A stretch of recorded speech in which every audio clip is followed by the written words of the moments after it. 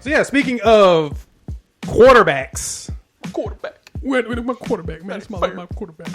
We're at this point, Jimmy. I love T.O. We're at this point now that there's not much NFL to really talk about. And, of course, we're going to get to the point where we're going to dive more deeply into the NBA and talk, probably add some more teams in, come up with scenarios. We got to make up storylines, whatever we got to do to get the listeners something of value. But this is something that's very interesting. I was talking about this on my solo show last week. If you didn't check it out, go check it out, as well as on our YouTube page. I do have videos of me talking about all of this stuff. And this has to be the most quarterback movement in a 2-year period I think I've ever seen of quarterbacks that are like legitimately good or noteworthy movements. This is rare that we see a scenario where you have high-end quarterbacks not get retained by their teams. Most quarterbacks are stuck with their team until they feel like, okay, they're done and we're going to kick them to the curb. Whereas we got a lot of these quarterbacks who are actually good, from Tom Brady to Tom Brady leaving and going. Phillip Rivers finished his last year at another team. Jameis Winston got the boot. You know what I'm saying? Yep. Like, you can go down the list of all these. Cam Newton finally coming back from injury and he goes somewhere. You've got this list that's not common. And so now we're at the point where we need to talk about displaced quarterbacks. Our whole purpose here now is to talk about 5 quarterbacks right now that we know are displaced, young and old. We have to figure out what's going to happen to them next year. So here are the 5 quarterbacks we want to talk about. We got Aaron Rodgers, good old Aaron. We know he has a contract, but he's still up in the air the way it sounds. Sam Darnold, Cam Newton, Jimmy Garoppolo, and Jameis Winston. And so now it's time to try to figure out what are we going to do with these teams. So, Jimmy, let's dive into some scenarios of where we can see some of these quarterbacks going. And the first one on our list, let's lead up with... Let's start with the MVP, Aaron Rodgers. Okay. Do you see him returning to Green Bay, or where do you see him end up going? I see him returning to Green Bay. I think it would be a heinously bad decision to leave a team for which you just won an MVP. A team that has given you a really good offensive line.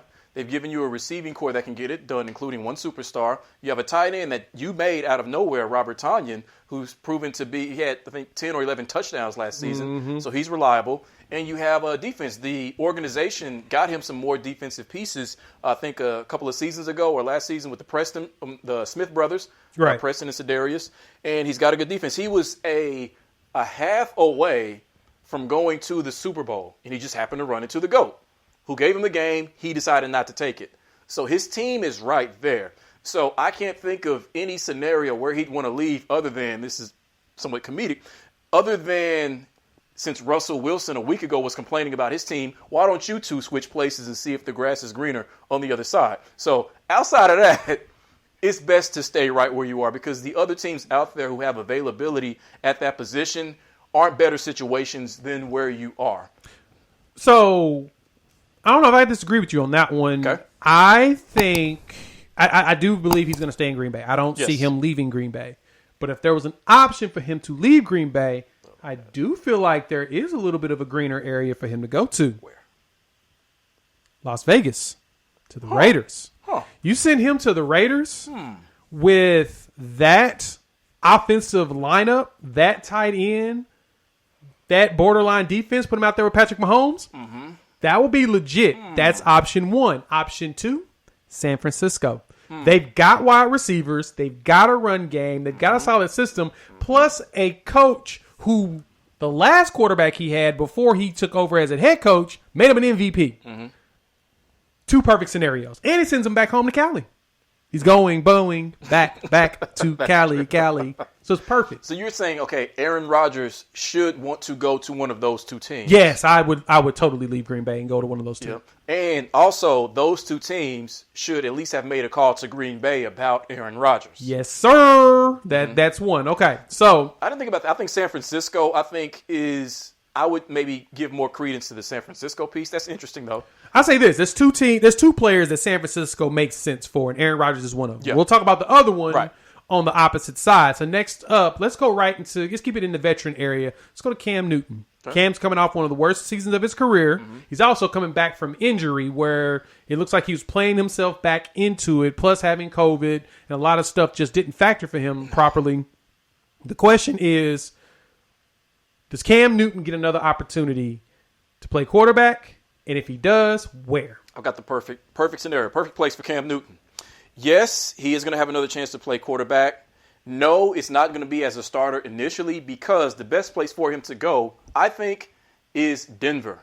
Ooh. Because I think that he's sitting behind Drew Lock, and you're already hearing rumblings that the organization is ready to move off of him after 2 seasons because they can already see that he's not going to be the next star quarterback. I mean, he's decent, but he's he's a little more swagged out version of what they've already had before. Right. He listens to Jeezy. He loves it. So I think Denver's a perfect spot for him. You have a defensive coach with good defensive pieces that would have been better last year had they not lost Von Miller. Yep. You have a young receiving core with speed. You have a really good tight end in Noah Fant, who's also very young, 23, 24 years old. And you have former Pro Bowl running back Melvin Gordon behind you at the running back position. So there would be, I think, less for him to have to do than when he was in New England with a team that just about any quarterback in the league could not be successful with. They went 7-9, didn't they? New England. It was something like that, yes. Yeah, I believe that they went 7-9. Let me verify real quick. Mm-hmm. I want to make sure that I'm not. Yes, they went 7-9. That's amazing that he was able to lead them to 7 wins. Mm-hmm. I'm not gonna lie. Because he played. I don't know how he did it. He played really. I think he had something like 8 touchdowns and 10 picks. That might have been post-COVID. I mean, I think that really wrecked his season because before that, like you said, he had been showing flashes of MVP Cam, and then this happens. He threw for like 400 yards in one game. Yeah, it was against Seattle. It was a Sunday night game. Yep. And then after that, he was just dog crap. Yep, and he was getting sacked. He got sacked 31 times. But yeah, he completed 65% of his passes, something that Cam Newton doesn't typically do. Right. So that's telling that he has it, but at the same time, as you mentioned, they don't have weapons in New England. Mm-hmm.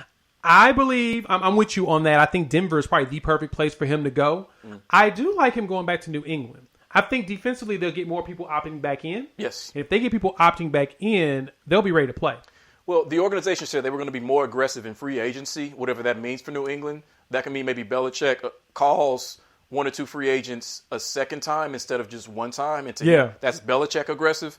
But if they do mean aggressive in the sense of what most teams mean, that they're going to attack free agency and the draft, then you do consider going back to New England. But if not, if it's going to be more of the same, then I got to go somewhere else. I'm with you on that. Okay, let's rapid fire these last 3 because they're all young ones. All right. Let's go with first your boy, Jimmy G.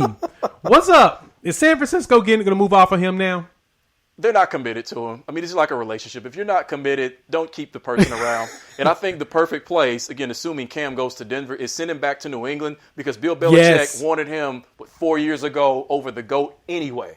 Yep. He's already somewhat familiar with their system. Perfect spot. I knew this would be a simple one for both of us because I agree. Send Jimmy G back to New England, get a second-round pick for it because you probably will, or even a third.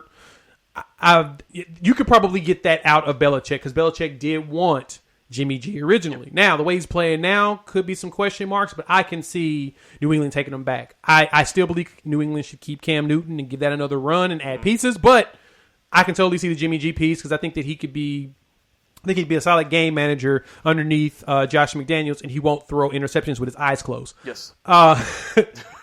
Jameis Winston, now that he is the Saints, as I was reading a couple of places, there's rumblings that he is the front runner. Okay. Do you see him the starter of the Saints on day 1, or what better place can he go?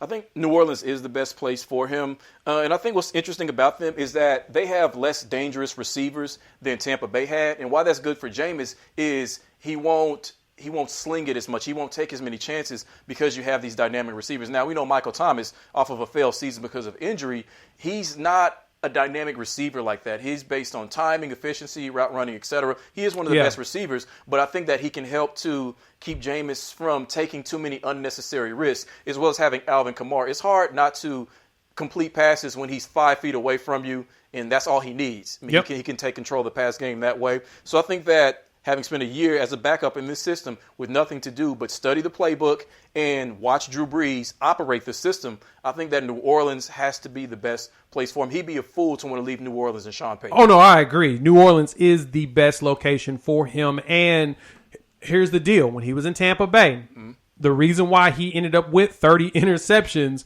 was there was 5 games that accounted for about 20 of them. And that was when he was throwing more than 35 times in the game. Right. I did a breakdown of this a while back, Yes, and that was the one thing that bothered me looking at it is that they kept making him throw the ball. But at the same time, it was because the run game was so bad. Now they added a better lineman with the rookie Wirth.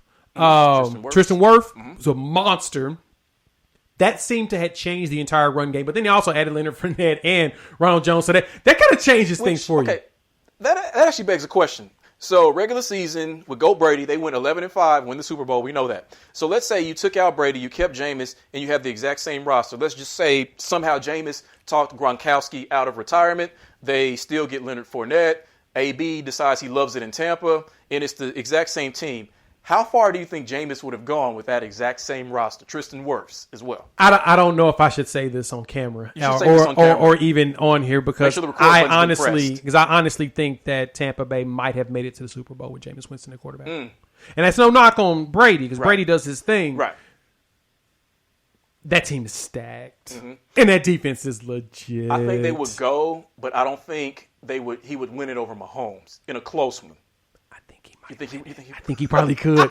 No, and that's what I'm saying. Like, I'm not trying to knock anything behind Brady, and I love what Brady was able to do. His leaders, the difference maker with Jameis Winston and Tom Brady is Tom Brady's leadership. Culture is he brought in a new culture there, and he forced a new culture in there. Yes. And it feels like, you know what's funny? We started the season off with Bruce Arians being very critical of Tom, but later in the year, I didn't really hear much of that. At least it didn't seem like it. That's what I'm saying. And I feel like Tom Brady kind of walks in his office and say, "Hey man, look, bro." I'm gonna keep it real with you. I got respect for you, respect me. I've won 6 rings, you've won 1, and you weren't even the head coach at the time. So let's work on this by you not being disrespectful to me in the media. That makes perfect sense. All right, so you remember the scene in Major Payne, right, where the obvious leader of that ragtag group of boys, his name was Alex or something like that. Yeah. He was a teenager, but he looked like he was 36. Probably was a 36-year-old actor. Yeah, how Major Payne made him the leader, gave him the responsibility. Yep, forced him. That was the opposite of what he wanted. He wanted him to kick him out. So I think that may be what Arians did when Tom Brady walks into his office, say, hey, you got to back up on this stuff in the media that you're saying about me. And he not only said, okay, I can do that, but I'm giving you and Leftwich control of the playbook.